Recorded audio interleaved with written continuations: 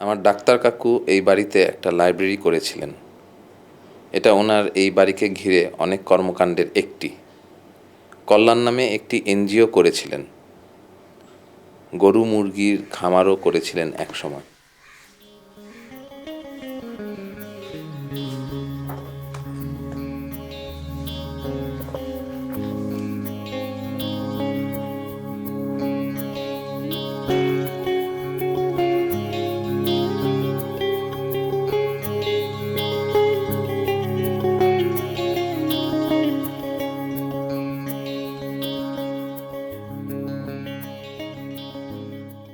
এ বাড়িতে শেষ যে বিয়েটি হয়েছে সেটি আমার। বিয়ের খাওয়া দাওয়া হয়েছিল কমিউনিটি সেন্টারে, কিন্তু 40-50 বছর আগে এ বাড়িতেই বিয়ের সব আয়োজন করা হতো। বিয়ে উপলক্ষে অনেক লোকজনের আগমন ঘটত বাড়িতে। অনেক দিন ধরে থাকতেন তারা।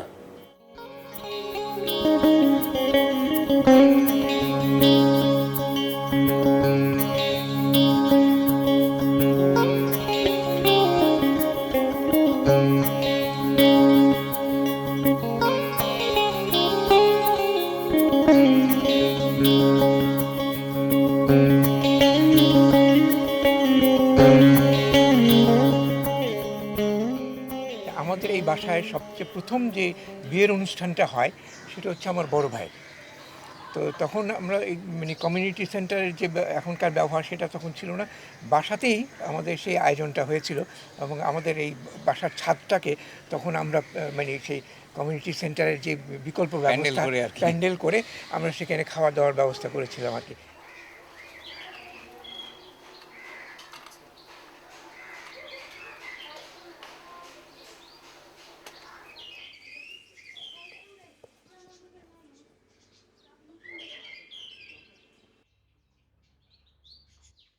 এই বাসাটা একটা রেস্ট হাউসের মতো ছিল। আমরা কিন্তু দেখেছি অনেক আত্মীয় স্বজন হয়তো কালকে মামলার ডেট আছে, আজকে এসে উনি ঢাকায় এসে পৌঁছলেন, রাতটা এখানে থাকলেন, পরের দিন এই দু একদিন থেকে এটা একটা আমাদের দেখা যেত সবসময় কেউ না কেউ আছেন। মানে কেউ এসে উঠলে আমরা মানে এক বেলার জন্য উঠলে দেখা গেল সে আবার কয়েকদিন থেকে গেল 30-35 জন মানুষ একসঙ্গে থাকা হয়ে গেছে। আর ওই একই রান্না যা হয়েছে, একই ভাত তরকারি একই রকম, কারোর জন্য বিশেষ কোনো ব্যবস্থা নাই। হয়তো সের দুধ দেখা গেলো যে 25 জন মানুষ, 30 জন মানুষ, আরও কয়েকজন মেহমান এসে গেছে। তো ওই কাপ মানে হাফ কাপ করে খাও, তাতে কারো মনে কোনো দুঃখ কষ্ট ছিল না। আমাদের চাচাতো ভাই বোন আমরা সবাই একসঙ্গে এখানে থাকতাম, এবং অনেক সময় মানে দেখা যেত যে জায়গা সংকুলন হতো না বলেই এই আমার মানিক ভাই উনি আর আমার আরেক চাচাতো বোনের ছেলে কাজী কায়ুম সিঁড়ির নিচে ওনারা একটা চৌকি ফেলে একটা টেবিল নিয়ে ওনারা দুজন গাজাগাজি করে থাকতেন। কাজী কায়ুম উনি আর্টিস্ট ছিলেন, আর স্প্রে করে আমার মনে আছে যে উনি তাসের যে বিভিন্ন ইয়েগুলো আছে হার্টস ক্লাবস বা এগুলোকে উনি কাগজ দিয়ে বানিয়ে এরপরে স্প্রে করেছিলেন। মানে স্প্রে মানে ওটা হাত দিয়ে স্প্রে করা, কিন্তু ব্রাশের মধ্যে দিয়ে। এবং আমার ওই স্মৃতিটা এখনও আছে যে ওই জায়গাটা ওনারা যারা ওখানে থাকতেন ওই যে সিঁড়ির নিচটা এত সুন্দর করে ওনারা ওটা সাজিয়েছিলেন।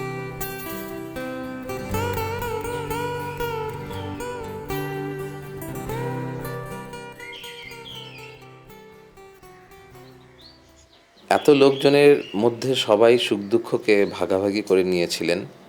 তারপর নানা কারণে ধীরে ধীরে কমে গিয়েছে এ বাড়ির লোক সংখ্যা। এখন মাত্র 10-12 জন। সেই জনবহুল বাড়িটির কথা ভাবতেই অন্যরকম লাগে। মানিক কাকুরা বানিয়েছিলেন তাসের ঘর সিঁড়ির নিচে। আমার আব্বা ছিলেন একটু অন্যরকম। এত লোকজনের মাঝে একটু নিরিবিলি থাকার জন্য উনি নিজ হাতে ছাদের ওপর ঘর বানানো শুরু করেছিলেন। মনে তখন একটা আইডিয়া হয়েছিল যে নিজ হাতেই সে করি, ছোট্ট দিয়ে তো সেটা পেয়েছিলাম একজনের কাছে, যে সেই দ্বিতীয় মহাযুদ্ধকালীন ব্রিটিশ প্রধানমন্ত্রী স্যার উইনস্টন চার্চিল, তার একটা হবি ছিল এটা, তো নিজে করা আর কি, মেজনরি ওয়ার্ক করা। তাই আমি বললাম যে উনি যখন এত ব্যস্ত মানুষ, উনি যখন করছেন আমি একটু করি। পরবর্তীতে এটা করতে যেয়ে চারদিকে চারটা করলাম আর কি। তো পরে দেখলাম যে না, ওনার মতো এত ট্রেমেন্ডাস এনার্জিওয়ালা মানুষ তো আমি না, আমি বরং উল্টো আর কি। তারপরে শেষে রাজমিস্ত্রি ডেকে তারপরে করে আরেকটু বড় করে এখানে করে তারপরে শেষে কাজটা করলাম।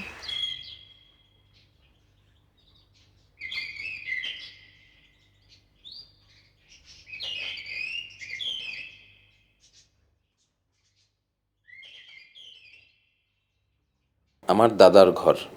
ছোট দুই ছেলেকে নিয়ে প্রথম দিন এ ঘরেই উঠেছিলেন। আর এই নামাজের জায়গাটি এখনও যেন সেরকম। এই ঘরটিকেই বাড়ির ভেতরের কেন্দ্র বলা যায়। কোনো অকেশনে সবাই এ বাড়িতে এলে দাদার ঘরেই হয় আড্ডার মূল জায়গা।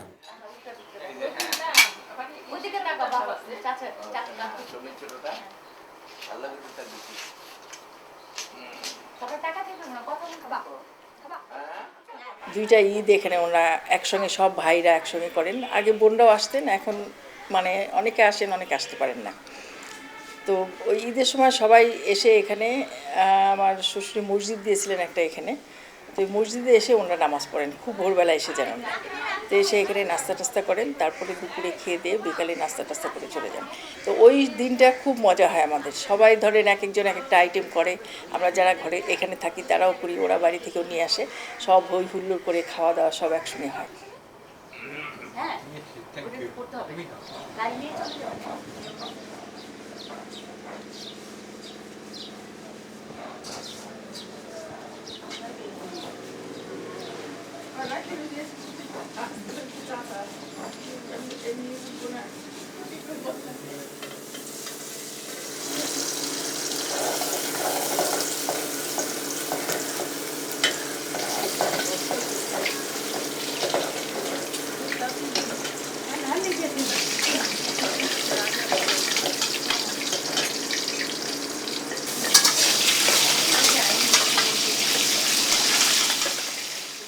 খুব একটা সহজ নয় যৌথভাবে সংসার চালানো। তা না হলে আমরা সবাই একক পরিবারের দিকে ঝুঁকে পড়েছি কেন? আমার মনে পড়ে হাড়ি আলাদা হওয়ার পর আমরা দুই ভাই মাঝে মাঝেই চাচির ছেলে হয়ে ওনাদের ঘরে খেতে যেতাম। আমরা যৌথভাবেই সংসার চালাইছি, মানে এটা দুজনে মিলেই সংসার চালাইছি আর কি। মানে তখন উনি আর কি। যখন সংসার আবার আমিও অনেক বছর আবার আমার কিছু পরে ভাবি গেছে, মানে যৌথভাবে বলছি আমি, যে টাকা পয়সা ধরে অনেক সময় তো প্রশ্ন আসে, তো ওইটা ভাবিও কন্ট্রিবিউট করছে, আমিও করছি, আমরা এইভাবে চালাইছি। আত্মীয় স্বজন যখন আসছে সবাই ওই কমন ইসের থেকেই চলছে। এইভাবে আমরা 18 বছর একসঙ্গে এক হাঁড়িতে এক হাঁড়িতে আমরা আমরা মানে খাওয়া দাওয়া সব একসঙ্গে ছিল। এই রিসেন্টলি কিছুদিন আগে ধরেন সবাই বয়স হয়েছে, বাচ্চা কাচ্চা ইয়ে হয়েছে, তো খালি খাওয়াটা মানে কি হাঁড়িটা আলাদা। ওই ঈদের সময় কিংবা সব মেহমান টেহমান আসলে একসঙ্গে খাওয়া, ভাই বোন আসলে একসঙ্গে খাওয়া। প্রতিটি মনে থাকতেও পারে, প্রতিটি কিছু হয়তো যদিও মনে থাকতে পারে।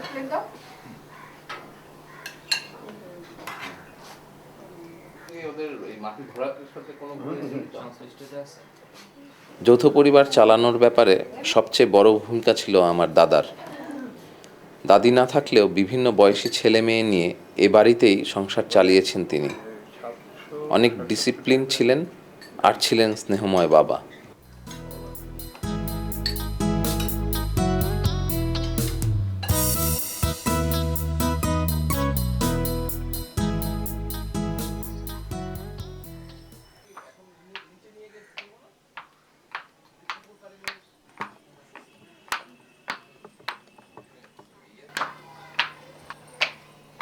ওনার হুকার শখ ছিল, উনি নিজেই তামাক কাটতেন। আর এইখানে এই ঘাটে যখন উনি গোসল করতে আসতেন, তো উনি নিজে গোসল করে দুই হাতে দুটো বদনা উনি তুলে নিয়ে এবং খরম পায়ে দিতেন। সেই খরমের আওয়াজটা পাড়ার সবারই পরিচিত ছিল।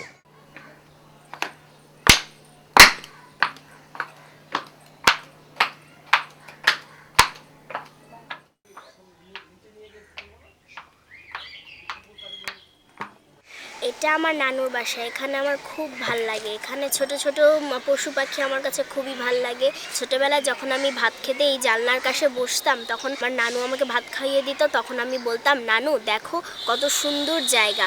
আবার যখন আমি ঘুমের থেকে উঠতাম, তখন ঘুঘু পাখির ডাক কি সুন্দর, আমি দূরের থেকে ঘুঘু পাখির ডাক শুনতাম। রাত্রেবেলা ঝিঝি পোকার ডাক কত সুন্দর লাগে, ঘাসগুলোও কত সুন্দর। সামনে বাগানটার মধ্যে কত ফুল। আগে ছাদে যেয়ে আমি ফুল ছিঁড়তাম, আমার কাছে খুব ভালো লাগতো। গোলাপ ফুলের গন্ধও খুব সুন্দর। তো আমি এই ছাদটা অনেক বড়, এই ছাদে যদি আমি বসি তাহলে আমার মনটাও ভালো হয়ে যায়।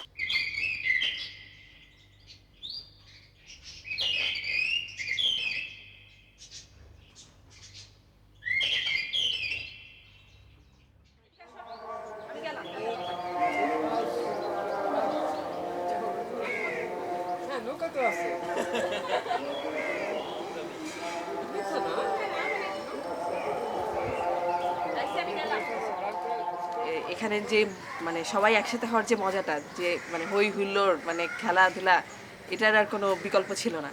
আমি প্রায় চলে আসতাম, এখানে থাকতাম 3-4 দিন, ঈদের আগে, ঈদের সময়। তখন ভাইয়ারাই মেইনলি খেলার সাথী ছিল। তো মনে আছে যে ঘরের ভিতরে অনেক সময় যে পুরনো আমাদের অনেক আসবাবপত্র ছিল, দাদির, স্পেশালি দাদির খাটটার কথা মনে পড়ে। ওটাকে আমরা গাছ বানাতাম, ওটাকে বন জঙ্গল বানাতাম, তারপরে ওখানে আমরা সবাই অ্যাডভেঞ্চার করতে গেছি, এরকম চিন্তা করে আমরা খেলাধুলা করতাম আর কি।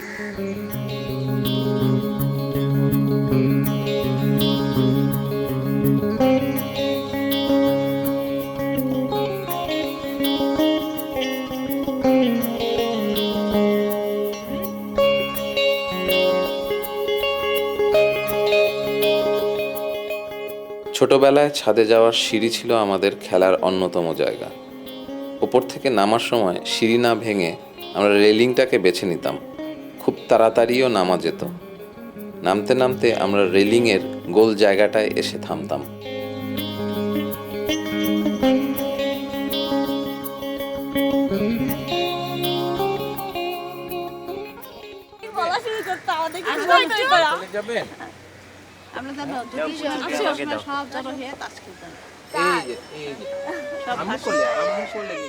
এরকম গরমের দিনে একটা বড় জায়গা ছিল আমাদের ছাদের উপরে।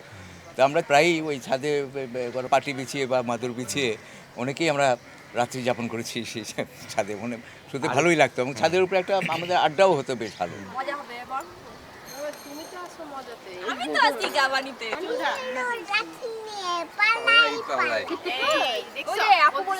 আসল নাম ভুলে গেছি। আসল না, আমি জিজ্ঞেস করি কখনো আমার মুরগির থাকে, আমি ওর একটা পরোটা কাবাব।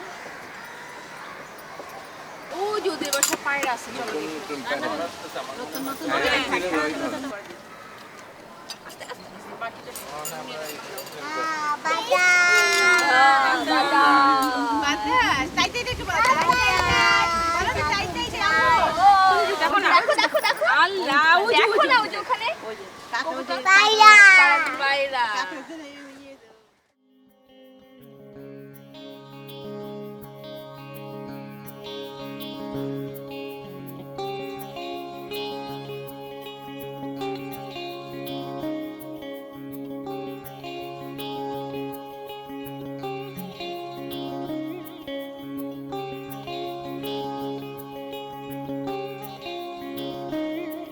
আমাদের কোনো এন্টারটেনমেন্ট করার তখনকার দিনে তো ছিল না কোনো সুযোগ।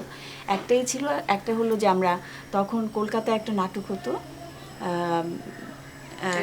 কোনো রেডিওতে নাটক হতো, সেই নাটকটা সপ্তাহে একদিন হতো। ওটা শোনার জন্য আমরা এখানে সবাই ফরাসের মতো বিছিয়ে ওই রেডিওর সামনে বসে থাকতাম, কখন নাটকটা শুরু হবে, পড়াশোনা তাড়াতাড়ি শেষ করে উঠে ওটা শুনতাম।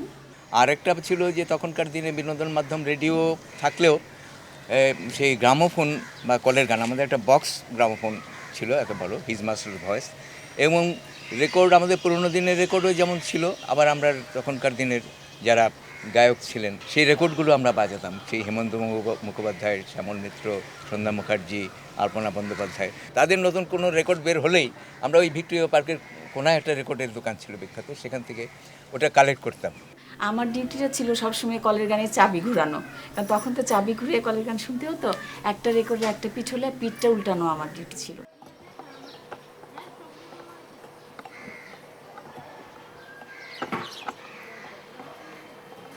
শামসু আমাদের বাড়িতে থাকতো, কাজ করত সেই দাদার সময় থেকে।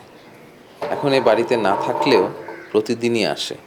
একসময় অনেক গাছ লাগিয়েছিল, নিজের হাতে লাগানো গাছ কেটে ফেলছে প্রতিদিন এসে। কি হবে এগুলো রেখে? বাড়িটাই তো আর থাকবে না।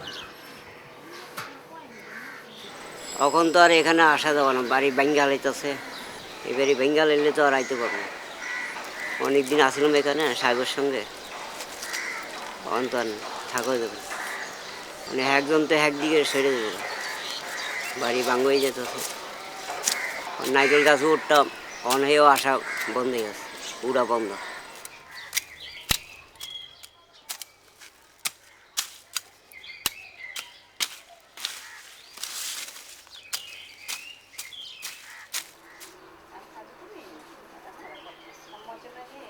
আমাদের গ্রামের বাড়ি 16 ঘর থেকে প্রতি বছরই আম আসে এ বাড়িতে। সবার জন্য ভাগ করা হয়। বাড়িটাও অনেক ভাগে ভাগ হবে, টুকরো টুকরো অনেকগুলো ফ্ল্যাট হবে। একতলা এই বাড়িটার ওপর বানানো হবে বহুতল বাড়ি, আমাদের এই বাড়িটাকে পুরোপুরি নিশ্চিহ্ন করে দিয়ে।